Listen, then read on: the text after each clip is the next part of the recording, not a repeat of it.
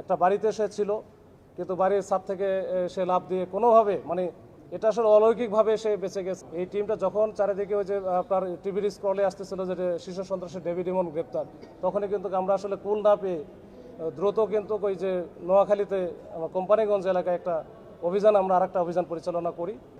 এরপরে আমরা ধরার পরে ওখান থেকে আমরা নিয়ে আসি। যদিও একটু আমাদেরও হয়তো বা ব্যাড লাগি বলা যায় যে ওখান থেকে যখন ধরার পরে এই বিষয়গুলো হয়তো বা যে কোনো কারণেই হোক এটা বাইরে একটু প্রচার হয়ে যায়।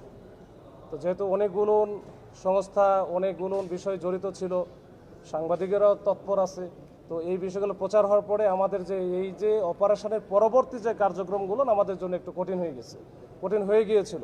এবং আমরা কিন্তু তারপরে আমাদের আরেকটা টিম যেটা নোয়াখালীতে অবস্থান করতেছিল, এই টিমটা যখন চারিদিকে ওই যে আপনার টিভির স্ক্রলে আসতেছিল যে শীর্ষ সন্ত্রাসী ডেভিড ইমন গ্রেপ্তার, তখনই কিন্তু আমরা আসলে কুল না পেয়ে দ্রুত কিন্তু ওই যে নোয়াখালীতে কোম্পানিগঞ্জ এলাকায় একটা অভিযান, আমরা আরেকটা অভিযান পরিচালনা করি। তো সেখানে আপনারা জানেন যে এই যে রাউজান বা ফটিকছড়ি ওই এলাকার যে আরেকজন শীর্ষ সন্ত্রাসী এবং কুখ্যাত, যার নেতৃত্বেই মূলত ওই এলাকায় প্রচুর হত্যাকাণ্ড থেকে শুরু করে চাঁদাবাজি বিভিন্ন ঘটনা ঘটেছে। তো তাকে আমরা ওইখানে ধরার জন্য চেষ্টা করি। একটা বাড়িতে সে ছিল, কিন্তু বাড়ির ছাদ থেকে সে লাফ দিয়ে কোনোভাবে এটা আসলে অলৌকিকভাবে সে বেঁচে গেছে বা সে ওখান থেকে পার পেয়ে গেছে। তো আমার কাছে মনে হয়েছে যে ওইখানে সে ওই যে জাহান্নাম দেখেনি, কিন্তু দোজক দেখে ফেলছে। তো দোজক দেখে ফেলছে এই সন্ত্রাসী যারা আছে। আমার যে মেসেজটা যে এই চট্টগ্রাম অঞ্চলে এইখানে এই অপরাধ করে, সন্ত্রাসী করে, হত্যা করে, চাঁদাবাজি করে পার পেয়ে যাবে, এরকম হওয়ার কোনো সুযোগ নাই।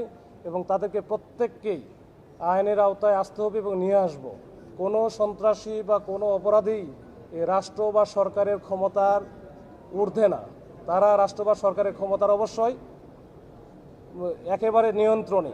তো আমরা এটা নিয়ে কাজ করে যাচ্ছি। মাননীয় প্রধানমন্ত্রী থেকে শুরু করে মাননীয় প্রধানমন্ত্রীর যে সন্ত্রাসের ব্যাপারে যে জিরো টলারেন্স, ওইটা কিন্তু আমরা বাস্তবে প্রয়োগ করতে চাই। এবং এইটা যেই হোক, এই সন্ত্রাসীরা, আমি জানি যে এই সন্ত্রাসীদের যে নেটওয়ার্ক, শক্ত একটা নেটওয়ার্ক ছিল একবার বিদেশ থেকে যেটা পরিচালিত হচ্ছিল, বড় সাজ্জাদ বাহিনী থেকে শুরু করে, এই যে তাদের যে এটা আমরা আস্তে আস্তে কাজ করছি।